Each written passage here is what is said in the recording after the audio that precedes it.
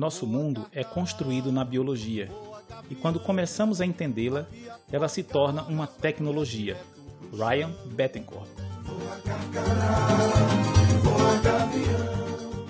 Saudações a todas as pessoas que nos ouvem e sejam muito bem-vindas a mais um Bate-Papo à Luz do Candeeiro, o seu podcast sobre educação, ciência e tecnologia. Eu sou Francioli Araújo e neste episódio recebemos um convidado muito especial, o Dr. Diego Valentim Crescente Cara. Muito obrigado, Diego, por aceitar o nosso convite para bater esse papo. Fala, Francioli. Hello, people! Beleza? Cara, muita gratidão por ter me convidado para a participação desse episódio. Eu tenho acompanhado o teu trabalho antes do podcast como divulgador científico faz tempo. Você tem feito um trabalho formidável e esse podcast é literalmente uma luz que estamos precisando numa sociedade em que a ciência tem sido tão batida e debatida por gente de uma incompetência colossal. Agradeço muito as palavras e, é claro, tinha que ter um episódio com a sua participação, porque você também é um divulgador científico, você é um cara que tem feito um trabalho muito bacana e deixa eu só situar um pouco o nosso público, né, em relação à sua participação aqui. Quando eu ouvia falar em biologia, e eu também nunca fui muito bom em biologia, eu sempre fazia associações imediatas da biologia a células, órgãos do corpo humano, bactérias, vírus, coisas do tipo. E por isso mesmo eu achava impossível que a biologia pudesse estar associada, por exemplo, à mineração. Mas parece que esses dois campos eles se interrelacionam. E é justamente sobre a relação da biologia e mineração que vamos falar hoje. Então, puxe o banco, pega um cafezinho e vamos falar sobre educação, ciência e tecnologia.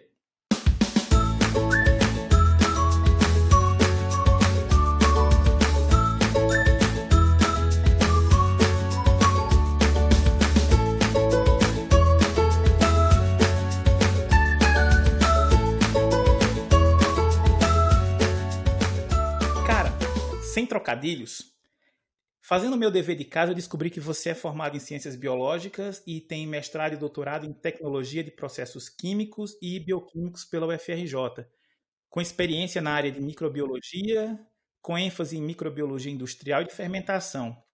Além disso, você figura como autor de um capítulo do livro Biohydrometallurgical Process, a Practical Approach, publicado pelo CETEM em 2011, um dos poucos, se não o único livro sobre o tema publicado no Brasil, embora que ainda esteja ou ainda tenha sido publicado em inglês. Explica para quem está nos ouvindo o que biologia tem a ver com mineração. Cara, muito boa a tua introdução. Acho muito interessante que essa visão de biologia e mineração, que para grande parcela da população, tanto das áreas de tecnologia quanto das áreas de biologia, são mundos distintos, né? Mas na verdade não. Na verdade, só para a gente situar aqui um contexto histórico, os romanos já faziam uso de bactérias, obviamente sem saber que tinham bactérias ali, para a extração de cobre. Eles montavam umas pequenas pilhas, né, com o minério de cobre. E as bactérias que estão ali, elas consomem a pirita, né, um sulfeto de ferro, o enxofre ele é transformado em ácido sulfúrico e o ferro ele é transformado num agente oxidante. E aí essa combinação de elementos que são gerados como subproduto do metabolismo da bactéria, esses elementos atuam sobre os minerais que estão no entorno, causando modificações, e aí liberava o cobre em solução.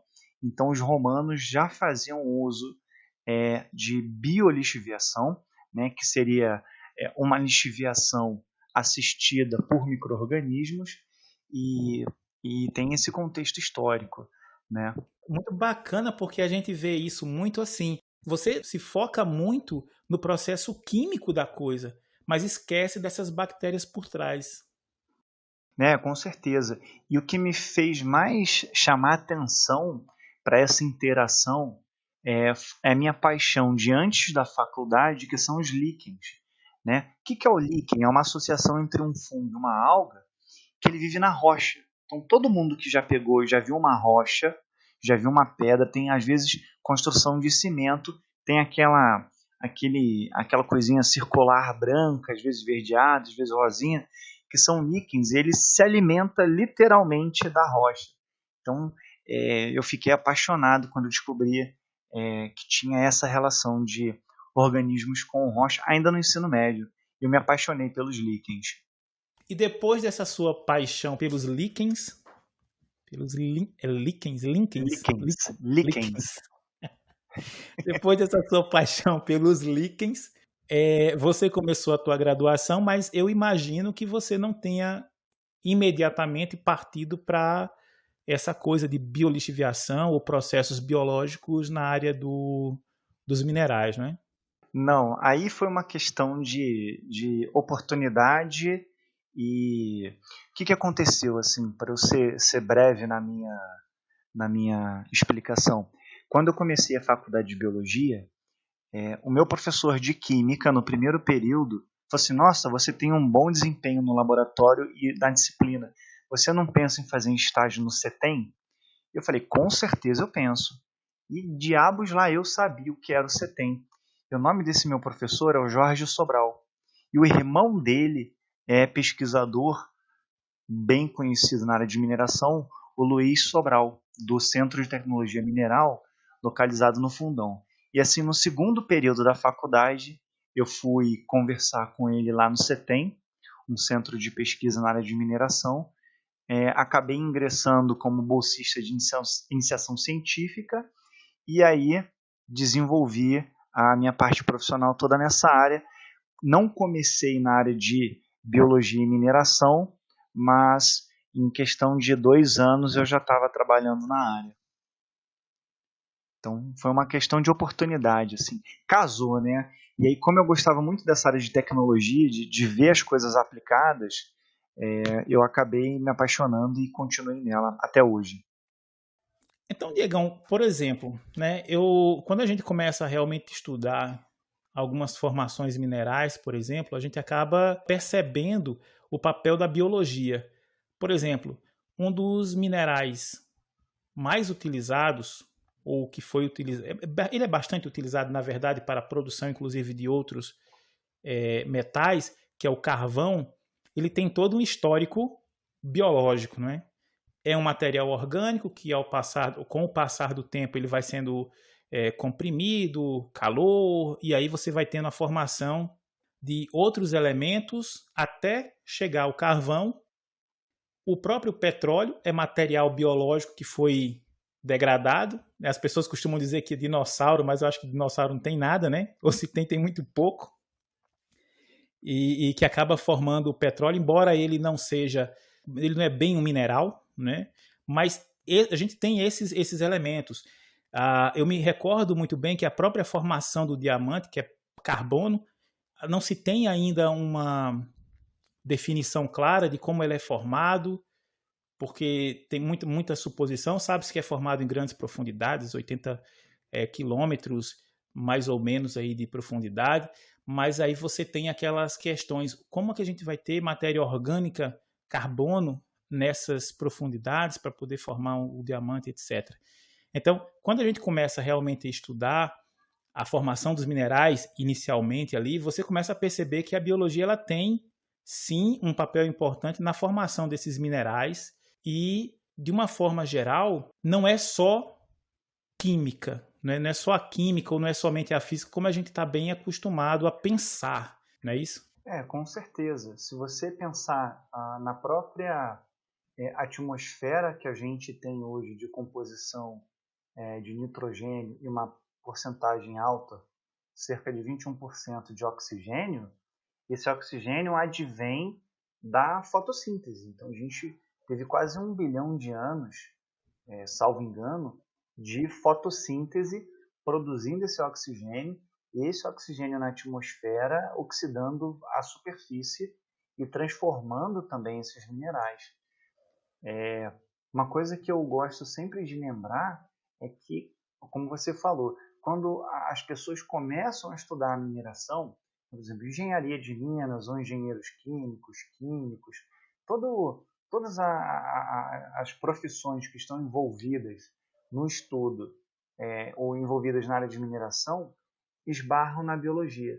Os biólogos, a grande maioria, salvo um ou outro como eu, que vai realmente olhar para a mineração como uma atividade compatível com o nosso desenvolvimento profissional. Então, eu sinto um pouco disso, né? Eu gostaria de trazer essa voz para a biologia. Eu lembro de uma reunião lá no CETEM, onde um profissional da engenharia de Minas, quando descobriu que eu era biólogo, falou assim, biólogo é sempre o ecochato, né? Aquele que taca pedra na mineradora e fala que está destruindo. Eu falei assim, olha, para ser um ecochato, basta você ter um alvo e uma pedra. Agora, para você argumentar, tem que ter embasamento científico. E eu sou um biólogo que defende a mineração, claro, que com todos os cuidados ambientais que a gente precisa ter.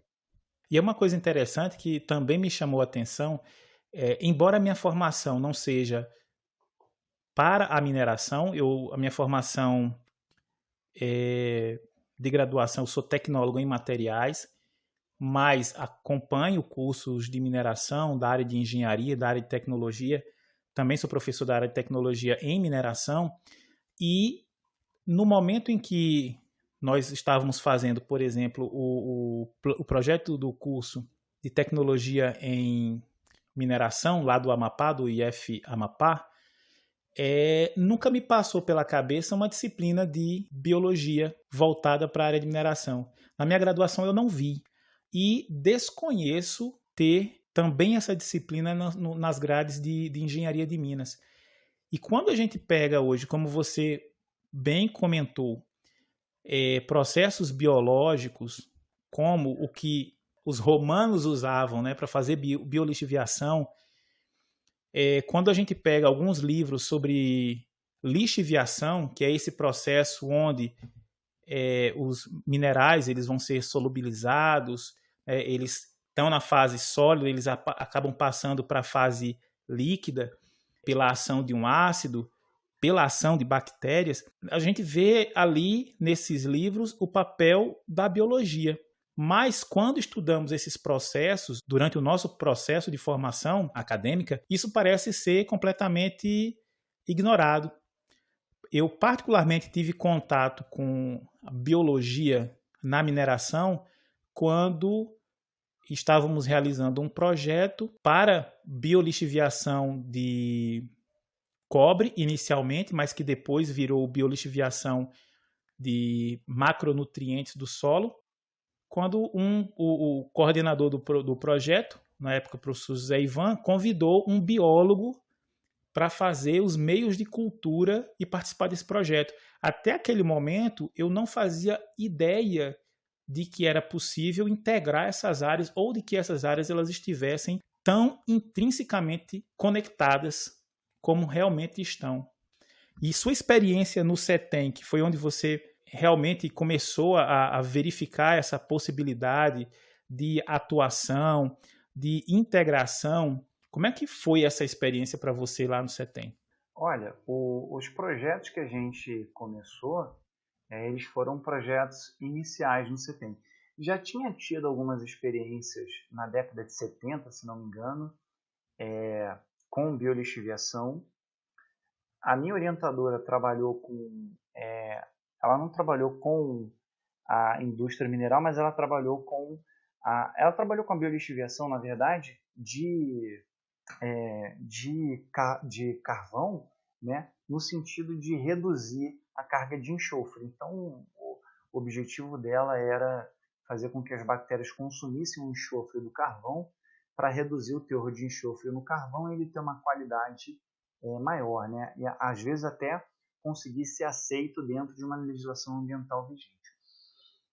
Mas tirando alguns trabalhos bem específicos, lá no CETEM a gente começou a desbravar mesmo, né? Então, os primeiros projetos foram encabeçados pelo Luiz Sobral, eu integrava a equipe, a gente começou um projeto junto com a Mineração Caraíba, que era para extração de cobre, e fomos desenvolvendo o projeto. Eu acabei migrando depois para essa área de nutrientes, né? Então, a minha tese de doutorado foi utilizar micro-organismos extraídos do solo para liberar potássio a partir de rocha do glauconito, né? O verbete do Abaeté.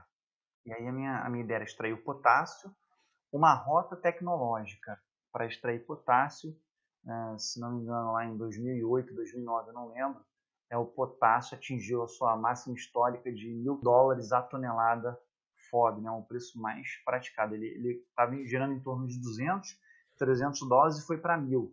Ou seja, o Brasil, que depende de 95% da importação de potássio, era um gargalo no nosso setor agrícola, né, que é importante para a economia. Então a gente começou a desbravar essa área de biolixiviação e eu, no doutorado, migrei para essa área de nutrientes, de rocha. Mas foi um começo bastante difícil porque a gente não tinha muito conhecimento, né? Na biologia, por exemplo, eu sabia as técnicas de microbiologia.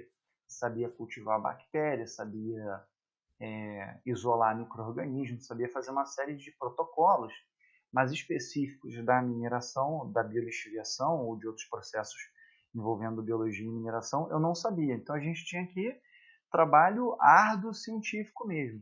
Tinha que pegar os artigos científicos, ver a metodologia, conversar com as pessoas. E um grande professor da USP, se não me engano, que orientava há muitos anos nessa época, ele deu uma ajuda para a gente muito boa. Então ele deu uma luz para a gente conseguiu desenvolver os trabalhos de biolixiviação. Cara, muito interessante.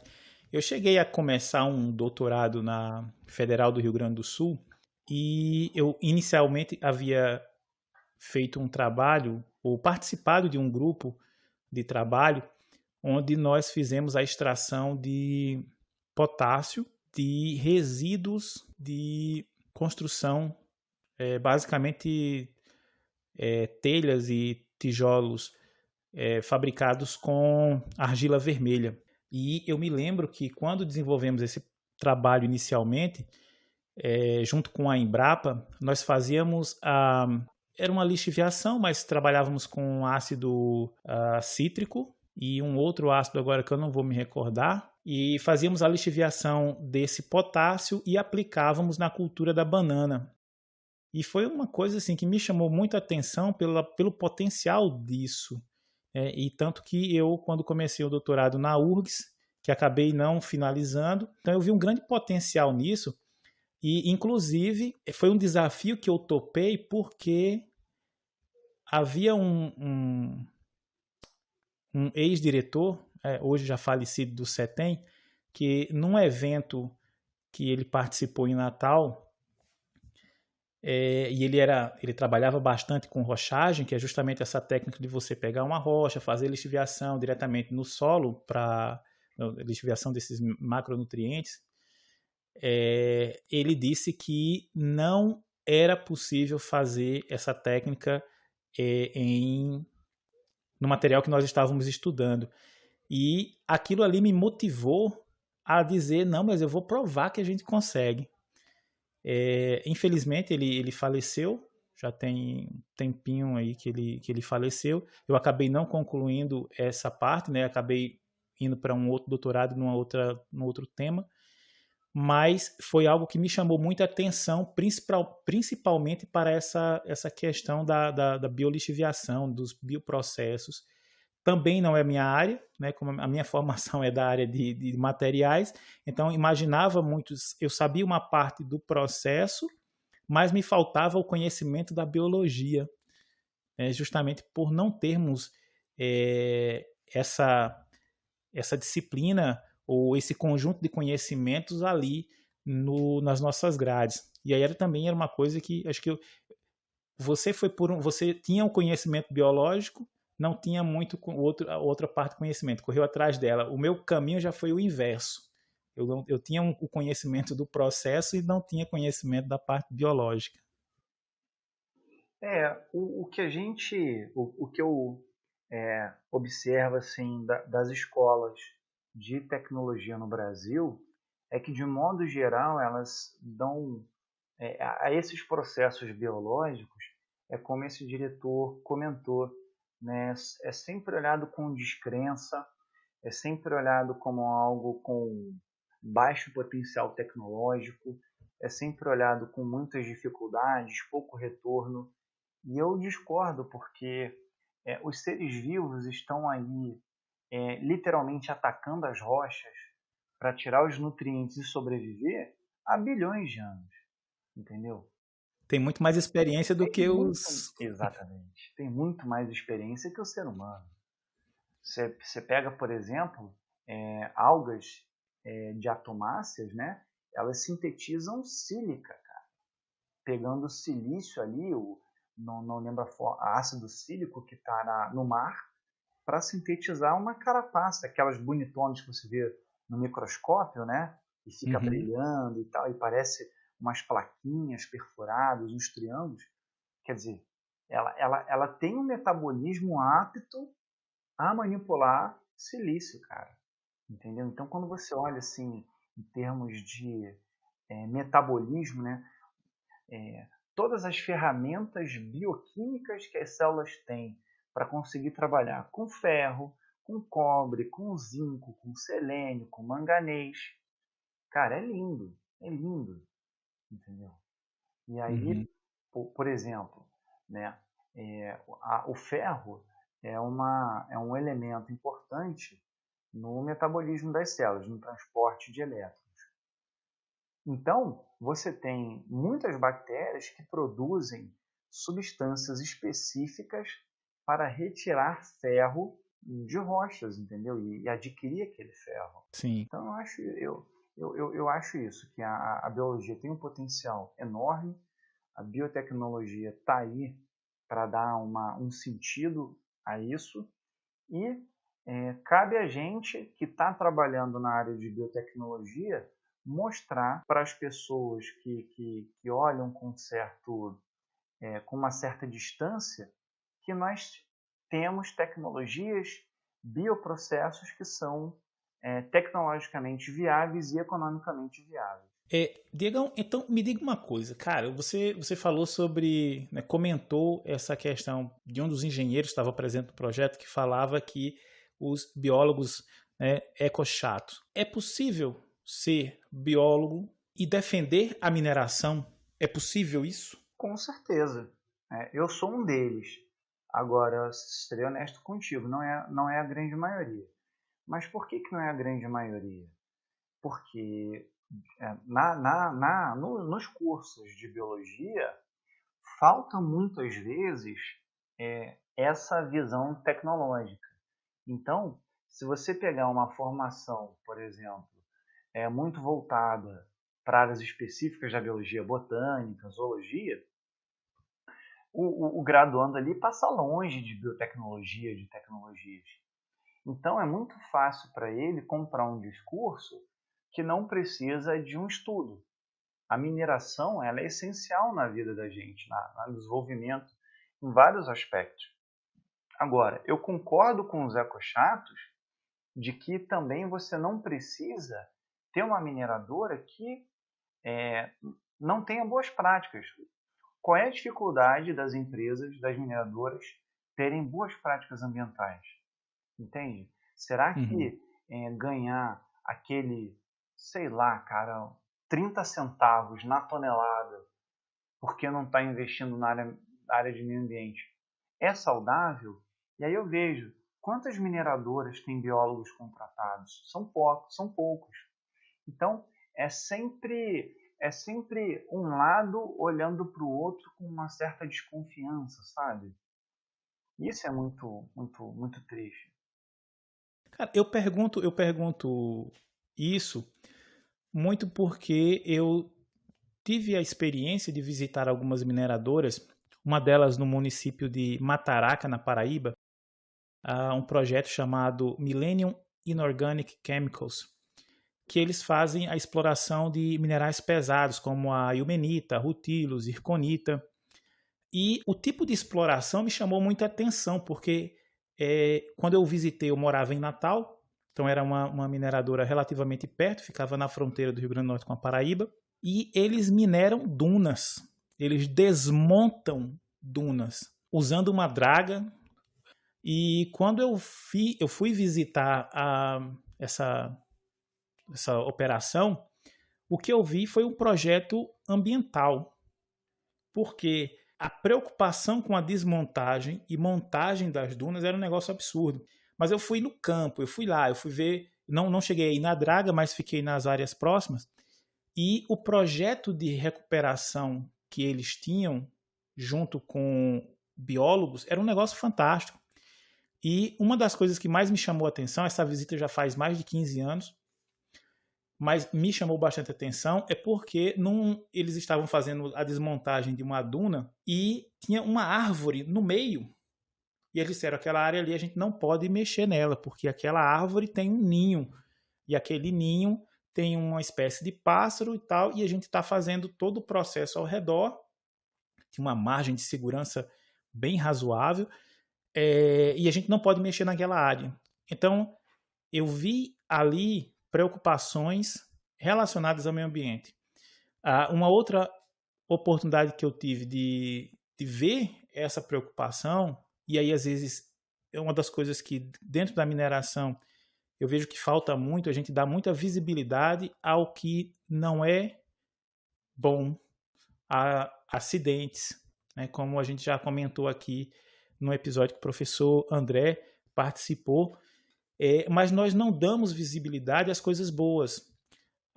Eu dando um curso em Canaã dos Carajás, era um curso de formação para técnicos que iam operar uma unidade de hidrometalurgia, eu conversei bastante com o responsável pela área de recuperação da mata.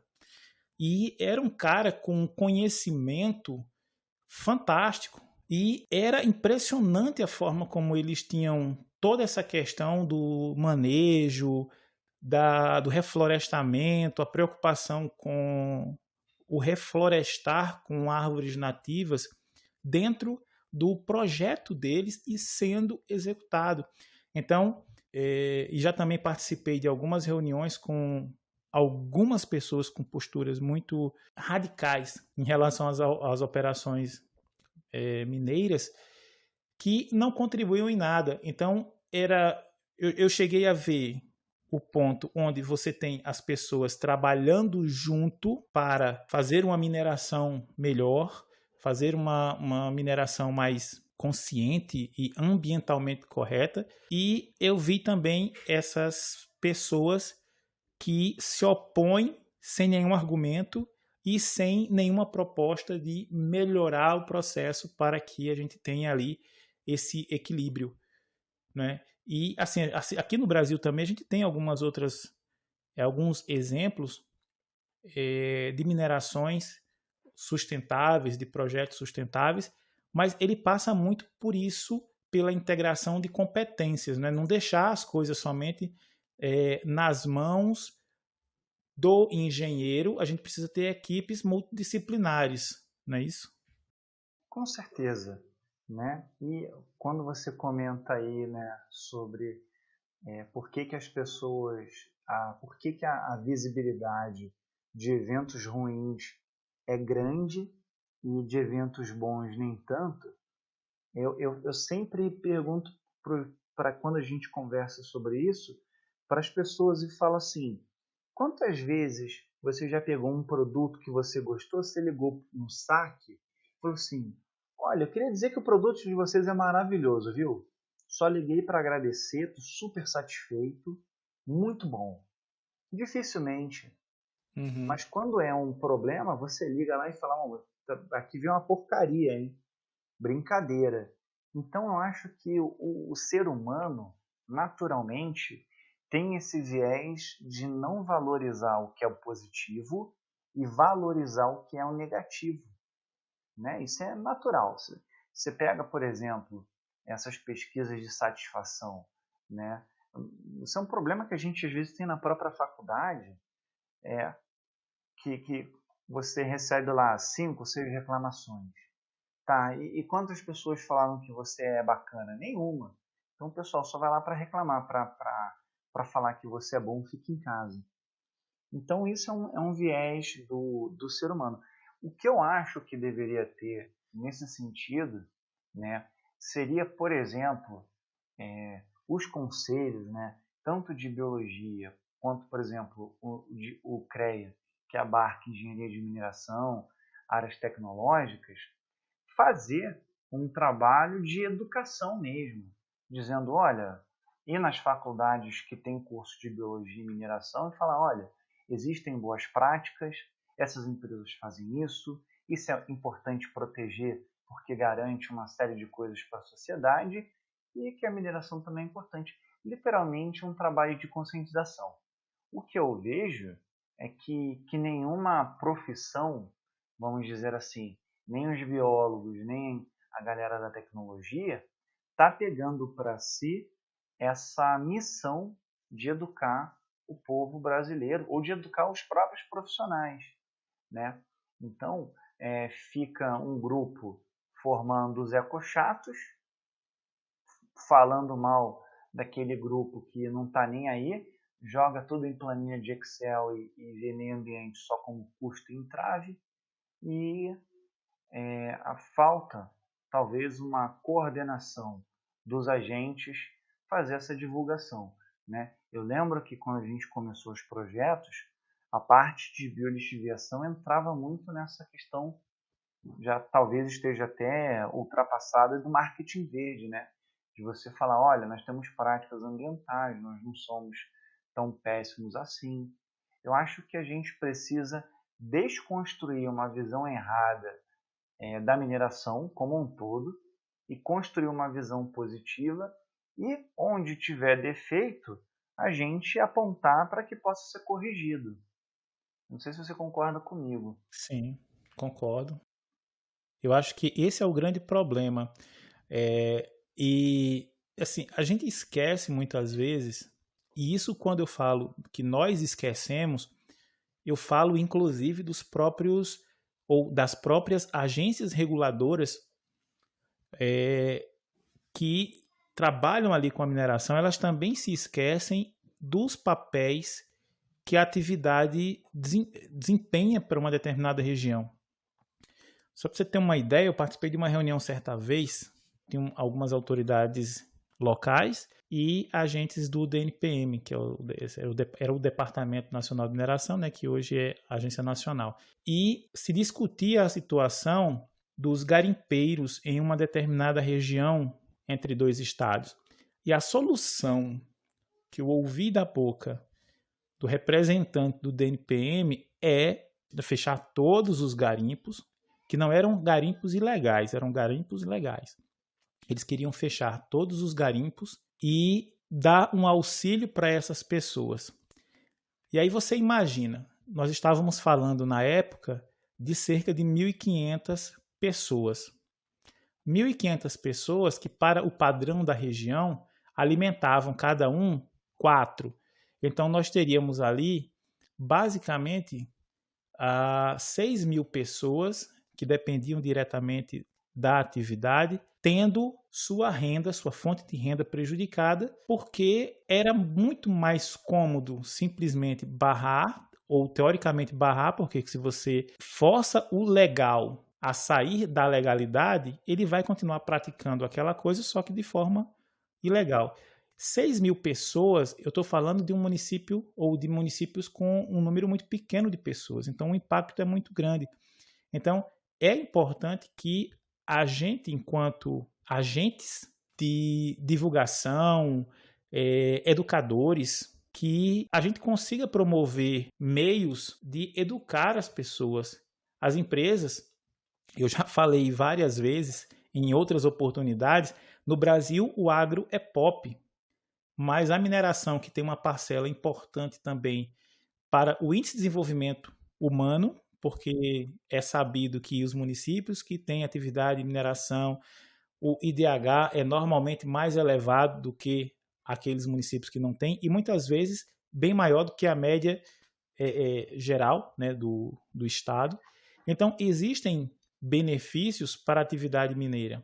O que não se tem são planos e o que não se tem é propaganda positiva em relação a isso, né? Então, eu acho que mostrar o que é a atividade, mostrar essas integrações, fazer uma coisa que o professor André também comentou aqui, né? O CEFEM é um imposto que é recolhido justamente para que você prepare o município para quando aquela atividade for exaurida, quando eu não mais tiver atividade mineira.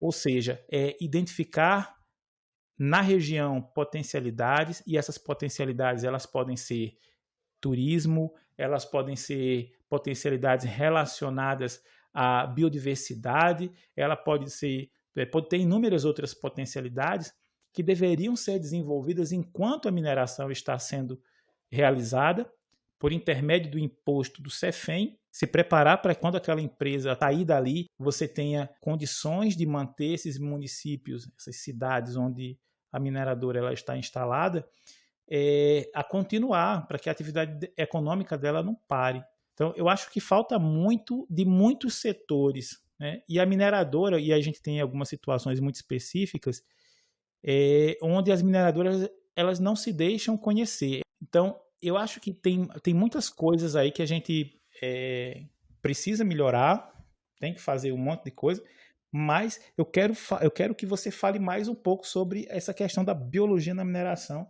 que a gente acabou falando ali um pouquinho dessa questão da formação dos minerais, da possibilidade, né, de repente, de um organismo ele sintetizar algum componente mineral, acho não sintetizar, acho que é sintetizar mesmo, né? Acho que por aí, né? Pode ser sintetizar.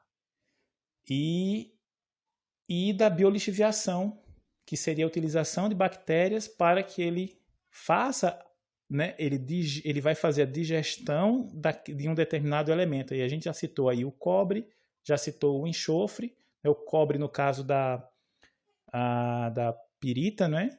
Isso. O enxofre na verdade, ali o enxofre e o ferro, né? O enxofre é produzido ácido sulfúrico e o ferro um agente lixiviante.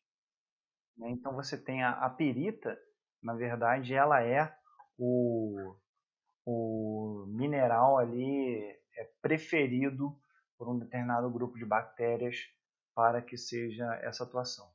Então, assim, para a gente voltar ao tema, né? Senão a gente falaria de política, visão de longo prazo, talvez fique aí para um próximo podcast, se a galera curtir, pedir para voltar, talvez a gente possa até falar sobre isso, né? Perfeito.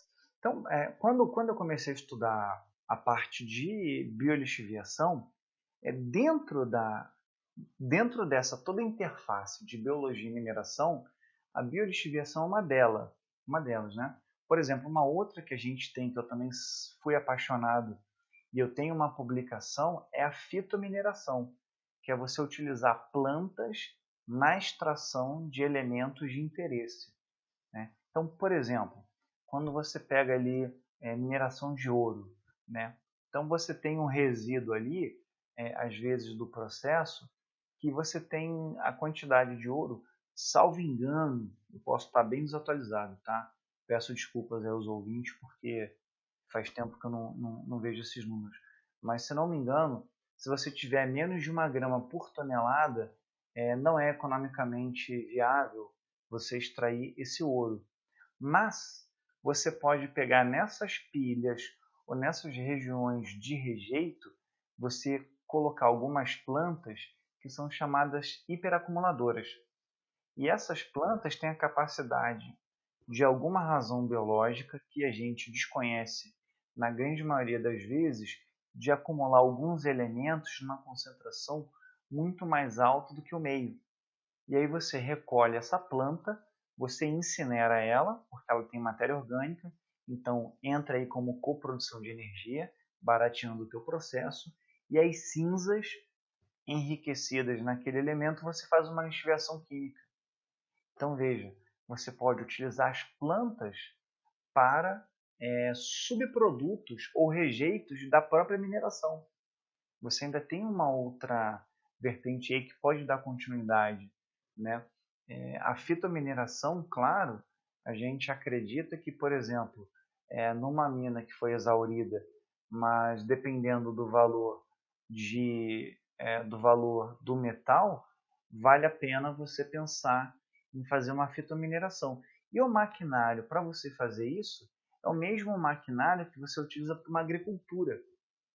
Então, por exemplo, pensando no caso aqui de Catalão, estado de Goiás, que eu vivo, né? Que a gente vive, eu fico imaginando que, por exemplo, dependendo do teor do rejeito das minerações daqui, se você encontrasse uma planta que seja hiperacumuladora, é muito fácil você ter os recursos técnicos e tecnológicos para fazer isso. Você basicamente precisa de maquinário agrícola, um incinerador e um processo de lixiviação. Então, assim, uma planta de lixiviação não é nada tecnologicamente avançado, na verdade, você faz operações unitárias muito bem conhecidas e muito bem seguras, né? Porque você pode pensar assim, existe o problema dos gases que vão ser gerados, mas você pode utilizar um lavador de gases. Então, você tem a utilização de plantas, você tem a utilização... Aí dentro dessa biolixiviação existem essas duas possibilidades, que seria a biolixiviação direta, na qual você coloca o micro-organismo em contato com o mineral, espera que os produtos do metabolismo ali atuem na decomposição da estrutura e na liberação dos elementos de interesse, e uma indireta. Por exemplo, quando você usou o citrato, o ácido cítrico, ele é um subproduto do metabolismo. Então você pode produzir esse ácido cítrico em laboratório e usar esse componente como um componente do teu processo. Tá? E uma coisa interessante, Diegão, é que, por exemplo, é muito comum, né, e a gente tem visto muito isso, no momento em que eu faço a extração do meu minério, que tem um teor ali um pouco mais elevado, tem um teor mais elevado, eu faço a concentração desse material, eu vou gerando as pilhas de rejeito, eu vou acumulando, precisando acumular esse material, para que aquele material ali, um dia, quem sabe, a depender de alguma evolução tecnológica ou a necessidade econômica, devido ao escasseamento ou redução dos teores, eu possa de repente ali reaproveitar alguma coisa. Quando eu uso uma técnica como essa, por exemplo, que é muito comum, você está já dentro de um planejamento de recuperação a longo prazo, removendo aqueles elementos de interesse que estão presentes ali. Então, por exemplo, eu fiquei imaginando agora, por exemplo, quando você fala uma pilha exaurida desse minério, onde você tem a agregação ali dessas plantas que vão agir no minério de forma a metabolizar aquele elemento de interesse, acumular aquele elemento de interesse, e você tem ali também, por intermédio dessa fixação dessas plantas, a possibilidade de criação de, por exemplo, taludes mais estáveis, né? Porque você tem ali as plantas funcionando basicamente ali, acho que até de grosso modo, né, falando a grosso modo, como uma mata ciliar, né? Então eu vou ter talvez ali contribuindo essas plantas para a estabilização de um talude, ou pelo menos para o reforço de um talude, o que poderia reduzir os riscos do colapso de uma pilha, né? Não sei, não é bem a minha área de expertise, mas foi só um questionamento, assim, um insight que veio aqui agora. Existem várias sub-áreas, né, dentro dessa grande área que é a biomineração. Vou chamar de biomineração porque a biolixiviação é uma delas, né? Uhum. Mas é isso, você pode sim ter essa estabilização de taludes com plantas, né? Utilização de plantas, e que essas plantas elas vão servir como acumuladores. E aí é muito interessante que, por exemplo, quando você fala na estabilização de um talude, eu imagino que a planta ali ela não possa ser retirada por inteira.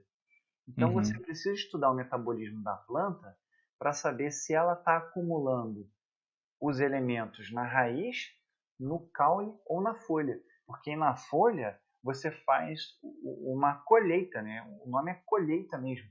Né? Por exemplo, quando você vai fazer colheita de folhas para consumo, por exemplo, de chá, você vai colher uma parte da planta, a gente chama de parte aérea. Né? E isso é muito interessante porque existem várias técnicas que podem ser aplicadas com custo reduzido, entende? É, pode ser utilizado diversos fundos de meio ambiente para o desenvolvimento dessas tecnologias, mas na minha opinião faltam, como a gente já falou, eu vou bater de novo, faltam os dois elementos. Faltam profissionais da área de biológicas voltados para essa área e algumas vezes falta visão do pessoal da área de tecnologias, né? Eles veem muito mais como entraves do que... Eles veem muito mais como problemas do que solução. Mas voltando para essa área de biologia e mineração, uma coisa que também tem ganhado bastante interesse, né, é dentro dessa área de fitomineração, olha que interessante. A gente sabe que existe a rizosfera. O que é a rizosfera? No entorno das raízes das plantas é criado um microambiente onde se desenvolvem bactérias e fungos que têm uma interação muito grande com essa planta. Tem um pesquisador chamado Stéphane Ross, da França, que ele vai criar o conceito de minerorrizosfera, ou seja, são dentro dessa rizosfera das plantas, tá? Existem minerais que estão ali. Existem micro-organismos que vão atuar numa interação específica entre aquele mineral e a planta. Porque o que a planta fornece para os micro-organismos nessa rizosfera? Fornece alimento. O que ela quer em troca? Ela quer nutrientes que os micro-organismos conseguem atuando em cima dos minerais. Então, qual foi a minha estratégia que eu chamei de inovadora no meu doutorado? Era, como protocolo, eu fiz uma rochagem, né? Então eu fiz uma rochagem, ou seja, eu adicionei o pó de rocha num substrato, o pó de rocha do verdete, em várias granulometrias. Esse verdete ele era a única fonte de potássio do solo, então era um solo que não tinha potássio, o único potássio que vinha era do verdete. O que é o verdete? Verdete é o verdete é o nome correto dele, glauconito, e para quem conhece é a ardósia, né? Sim. Então, quem conhece a ardósia é aquela pedra esverdeada, esse é o verdete. Eu trabalhei com o verdete da Abaeté. E que interessante foi que a gente utilizou o girassol, né? E eu esperei o girassol até chegar à parte de floração, ou seja, efetivamente dar o girassol, a flor e os frutos, né? Os aquênios, que a gente chama de semente, né?